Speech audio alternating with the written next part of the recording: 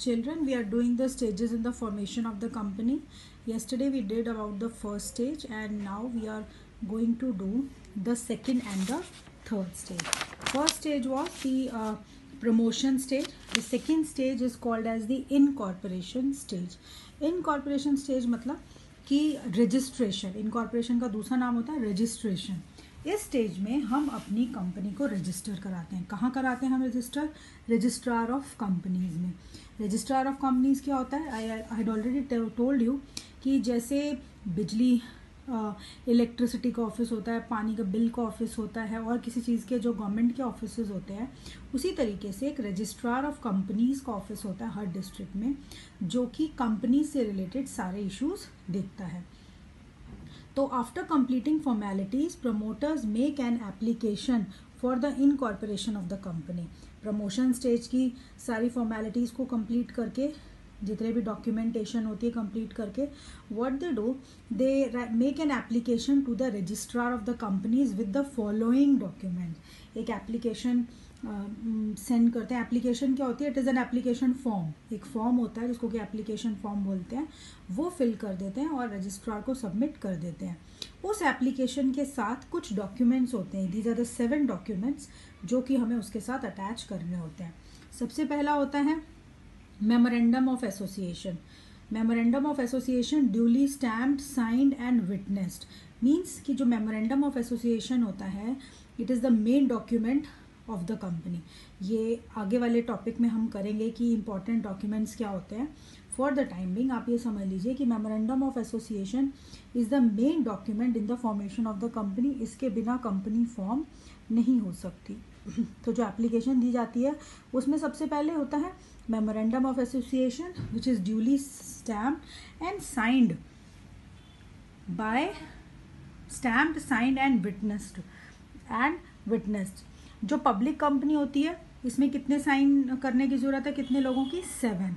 और जो private company होती है उसमें कम से कम कितने लोग साइन करेंगे? 2. तो मेमोरेंडम ऑफ एसोसिएशन. दूसरा होता है आर्टिकल्स ऑफ एसोसिएशन. जैसे मेमोरेंडम ऑफ एसोसिएशन एक इम्पॉर्टेंट डॉक्यूमेंट होता है, वैसे ही आर्टिकल्स ऑफ एसोसिएशन भी इम्पॉर्टेंट डॉक्यूमेंट होता है. वो हम आगे पढ़ेंगे. वो भी ड्यूली स्टैम्प होना चाहिए कंपनी की स्टैम्प से. Witnessed as in case of memorandum. जो मेमोरेंडम के लोग होते हैं वही आर्टिकल्स के लोग भी साइन करते हैं. एक ऑप्शन होती है पब्लिक कंपनी के पास कि अगर वो आर्टिकल्स नहीं बनाना चाहती, आर्टिकल्स ऑफ एसोसिएशन, तो वो कंपनीज एक्ट का टेबल ए अडॉप्ट कर सकती है. मतलब दोनों में से एक चीज़. पब्लिक कंपनी को या तो आर्टिकल्स ऑफ एसोसिएशन बनाना होता है और या अडॉप्ट टेबल ए. कोई भी एक चीज़. टेबल ए भी आर्टिकल्स जैसा ही होता है. तो पहला हो गया मेमोरेंडम, दूसरा हो गया articles of association. Third is the written consent of the proposed director to act as directors. अभी कंपनी बनी नहीं है, कंपनी इज प्रपोज्ड, अभी बननी है, it is in the formation stage. तो जो प्रपोज डायरेक्टर्स होंगे, जो कंपनी के डायरेक्टर्स होंगे, उनकी रिटन कंसेंट कि वो कंपनी के डायरेक्टर बनेंगे जब कंपनी प्रॉपरली फॉर्म हो जाएगी. Then the agreement if any with proposed managing directors, managers and whole time directors. proposed directors तो normal directors होते हैं, board of directors. उसके बाद जो proposed managing director होते हैं कंपनी के, managers या whole time directors, उनके साथ भी कोई written agreement होता है, तो वो भी हमें इसके साथ अटैच करना होता है.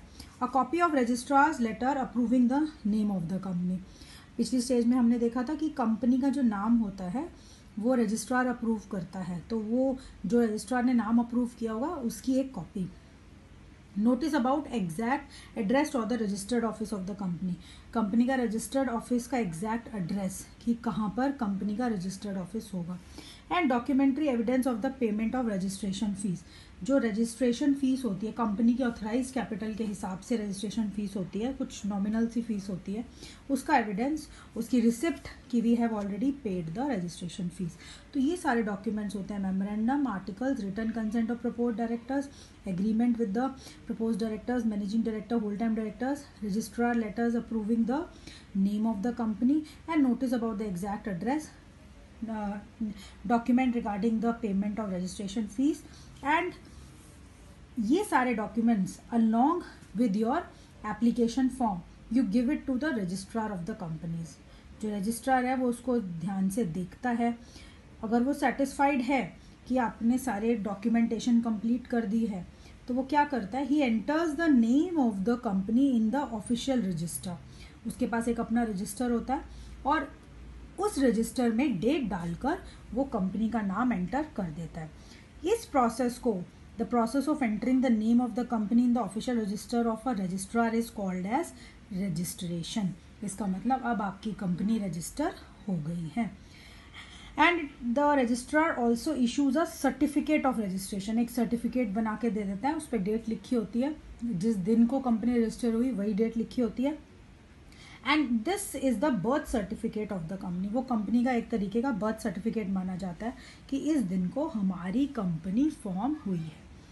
अब ये जो बर्थ सर्टिफिकेट है या जो सर्टिफिकेट ऑफ रजिस्ट्रेशन है, it is a conclusive evidence कि हमारी कंपनी इस दिन फॉर्म हुई है।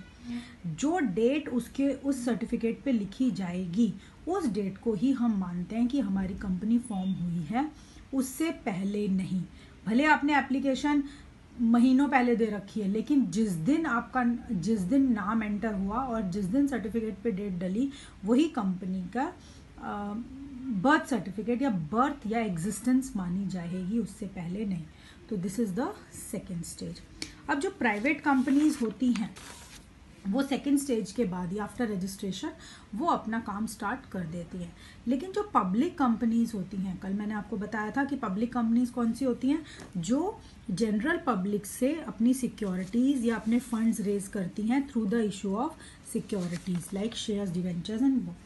तो उनको एक थर्ड स्टेज में पास होना पड़ता है, that is called as the capital subscription stage. Capital मतलब फंड्स, सब्सक्राइब करना मतलब लोगों से इकट्ठा करना। तो this is called as the capital subscription stage. It is only for the public companies. A public company has to raise funds from the public for which it has to issue prospectus and undergo various legal formalities. तो वो capital subscription stage के भी process होता है। सबसे पहला होता है सेबी अप्रूवल। सबसे पहले एक पब्लिक कंपनी को सेबी से अप्रूवल लेना होता है, उनको प्रायर अप्रूवल लेना होता है कि हम लोगों से शेयर्स सर्टिफिकेट से शेयर्स, डिवेंचर्स और बॉन्ड्स इशू करने जा रहे हैं, आप हमारे को परमिशन दे दीजिए। अब ये सेबी क्या होता है? SEBI means securities exchange board of India.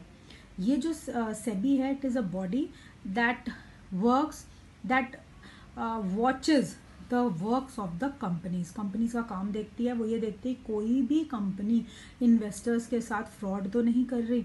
तो इन्वेस्टर्स को बचाने के लिए वो पहले कंपनीज को बोलती है कि पहले हमारे से परमिशन लो, डॉक्यूमेंट्स होते हैं वो चेक करते हैं और तभी इफ दे आर सेटिस्फाई तभी वो परमिशन देते हैं कि हाँ अब आप शेयर्स लोगों को इशू करवा सकते हो, सब्सक्राइब करवा सकते हो। Second is the filing of prospectus. Prospectus क्या होता है? It is a kind of invitation, a circular. हम स्कूल में, कॉलेज में एडमिशन लेते हैं तो हम प्रोस्पेक्टस खरीदते हैं स्कूल का। तो ऐसे ही अगर आपको किसी कंपनी के शेयर्स या डिबेंचर्स या सिक्योरिटीज़ खरीदनी है तो आपको उस कंपनी का प्रोस्पेक्टस इशू करना पड़ेगा। तो इसमें क्या होता है इस स्टेज में कि जो भी आपका प्रोस्पेक्टस होता है उसकी एक कॉपी आप, ये देखो इसमें लिखा है, a copy of prospectus must be filed with the registrar. Registrar को एक प्रोस्पेक्टस छपा हुआ प्रिंटेड कॉपी रजिस्ट्रार को सबमिट करानी होती है। A prospectus is an invitation to the public to subscribe the securities of the company. Third is appointment of brokers, bankers and underwriters. Next step में हम ब्रोकर्स, बैंकर्स और underwriter को appoint करते हैं। ब्रोकर्स, बैंकर्स और under, वो who is a banker? Banker क्या होता है? जो कंपनी का मनी होती है, एप्लीकेशन मनी हो, it will be kept by the bankers. Then the brokers try to sell the shares. जो ब्रोकर होते हैं वो कंपनी के शेयर्स को बिकवाने में हेल्प करते हैं।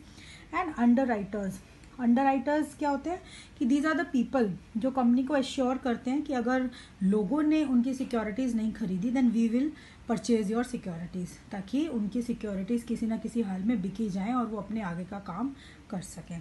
तो इस स्टेज में हम इन ब्रोकर्स को, बैंकर्स को और अंडरराइटर्स को अपॉइंट करते हैं। Fourth is the minimum subscription. As per SEBI guideline, minimum subscription is 90% of the size of the issue. Application for at least 90% of the shares must be obtained or otherwise money must be returned to the applicant. हमने shares issue करे, जितने हमने shares issue करे हैं उसकी 90% shares की application हमारे पास आ जानी चाहिए। मैं कंपनी ने 1 लाख शेयर्स इशू करे हैं तो उसका 90% अमाउंट कितना हो गया 90,000, मतलब कम से कम 90,000 शेयर्स की एप्लीकेशन आ जानी चाहिए। अगर आती हैं तभी आप शेयर्स आगे इशू कर सकते हो। अगर एप्लीकेशन नहीं आई तो लोगों को जितनी एप्लीकेशन ऑलरेडी आई हुई हैं 60-70 हज़ार एप्लीकेशन जितनी आई हैं उनको हमें पैसा वापस करना पड़ेगा। Then application to the stock exchange. An application is made to at least 1 stock exchange. Stock exchange क्या होता है, जहां पर हमारी सिक्योरिटीज को बेचा और खरीदा जा सकता है, शेयर्स डिवेंचर्स को। तो बिफोर हैंड हमें एक एप्लीकेशन देनी होती है स्टॉक एक्सचेंज को कि हमें परमिशन दे दीजिए कि हमारी कंपनी के शेयर्स और डिवेंचर्स आपके यहाँ पर बेचे और खरीदे जा सकते हैं। तो वो एप्लीकेशन लेनी होती है उनसे, एंड पहले ही लेनी होती है। Then 6th point is the allotment of shares. अब सारे काम हो गए। Finally the shares are allotted to the successful applicants and letters are issued them. उनको जिनको एप्लीकेशन फॉर्म, जिनको शेयर्स अपॉइंट इशू हो जाते हैं उनको लेटर दे दी जाती है कि you have been issued the shares. Then a return of allotment signed by a director is filed with the registrar of companies within 30 days of allotment.